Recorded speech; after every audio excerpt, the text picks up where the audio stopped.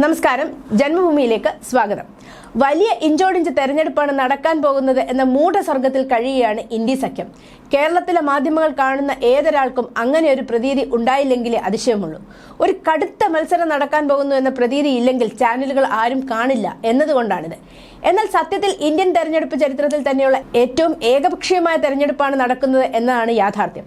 50 സീറ്റുകളിൽ കൂടുതൽ ലഭിക്കുമോ ഇല്ലയോ എന്ന കടുത്ത സമ്മർദ്ദത്തിലാണ് കോൺഗ്രസ്. അതേസമയം വീണ്ടും അധികാരത്തിലെത്തിയാൽ നടപ്പാക്കേണ്ട 100 ദിന കർമ്മ പരിപാടികൾക്ക് അണിയറയിൽ ഒരുക്കങ്ങളുമായി മുന്നോട്ട് പോവുകയാണ് നരേന്ദ്രമോദി സർക്കാർ.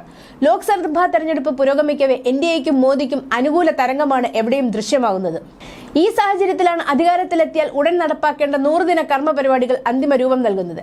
വിവിധ മന്ത്രാലയങ്ങളെ കൂട്ടിണക്കിയാണ് ഇതിനുള്ള ഒരുക്കങ്ങൾ നടത്തുന്നത്. സെക്രട്ടറിമാരുടെ നേതൃത്വത്തിൽ 10 സംഘങ്ങളായി തിരിഞ്ഞ് ഇതിന്റെ പ്രവർത്തനങ്ങൾ ആരംഭിച്ചു. കൃഷി, ധനകാര്യം, വിദേശകാര്യം, പ്രതിരോധം തുടങ്ങിയ സുപ്രധാന മന്ത്രാലയങ്ങളിലെ സെക്രട്ടറിമാർ സംഘങ്ങളിൽ ഉൾപ്പെടും. പുതിയ സർക്കാരിന് നടപ്പാക്കാനുള്ള അജണ്ടയാണ് ഇവർ മുൻഗണനാക്രമത്തിൽ മുന്നോട്ട് വയ്ക്കുക. 3ാം തവണയും സർക്കാർ രൂപീകരിക്കുമെന്നും രാജ്യത്തിന്റെയും ജനങ്ങളുടെയും ക്ഷേമത്തിനായി വലിയ തീരുമാനങ്ങൾ എടുക്കുമെന്നും പ്രധാനമന്ത്രി നരേന്ദ്രമോദി കഴിഞ്ഞ ദിവസങ്ങളിൽ ആവർത്തിച്ചിരുന്നു. വമ്പൻ മാറ്റങ്ങളെക്കാൾ ഉപരി സാധാരണക്കാരുടെ ക്ഷേമം ഉറപ്പുവരുത്തുന്ന പദ്ധതികൾക്കാകും 100 ദിന കർമ്മ പരിപാടിയിൽ ഊന്നൽ നൽകുക. മൊത്തം 7 ഘട്ടങ്ങളിലായി നടക്കുന്ന ലോക്സഭാ തെരഞ്ഞെടുപ്പിന്റെ 4ാം ഘട്ട വോട്ടെടുപ്പ് തിങ്കളാഴ്ചയാണ്. 96 മണ്ഡലങ്ങളിൽ നിന്നായി 1717 സ്ഥാനാർത്ഥികളാണ് മത്സര രംഗത്തുള്ളത്. ആന്ധ്രാപ്രദേശിലെ 25 സീറ്റുകളിലേക്കും തെലങ്കാനയിലെ 17 മണ്ഡലങ്ങളിലേക്കും ഈ ഘട്ടത്തിൽ വോട്ടെടുപ്പ് നടക്കും.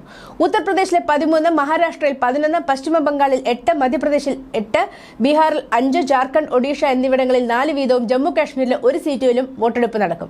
എന്നാൽ ഇന്ത്യയുടെ ചരിത്രത്തിൽ ആദ്യമായാണ് 10 വർഷം രാജ്യം ഭരിച്ച ഒരു പാർട്ടിക്കെതിരെ പേരിന് പോലും ഭരണവിരുദ്ധ വികാരം ഇല്ലാത്തൊരു തെരഞ്ഞെടുപ്പ് നടക്കുന്നത്. വിമർശിക്കാൻ വേണ്ടി പോലും ഒരു കാര്യവും പ്രതിപക്ഷ പാർട്ടികൾക്ക് കിട്ടുന്നില്ല. ആകെയുള്ളത് കുറച്ച് കാട്ടുകള്ളന്മാരെ ED എടുത്ത് ജയിലിലിട്ടു എന്ന കരച്ചിൽ മാത്രമാണ്. നിങ്ങൾ കക്കാതിരിക്കുക, ജയിലിൽ പോകാതിരിക്കുക എന്ന് മാത്രമേ അതിനെക്കുറിച്ച് പറയാനുള്ളൂ.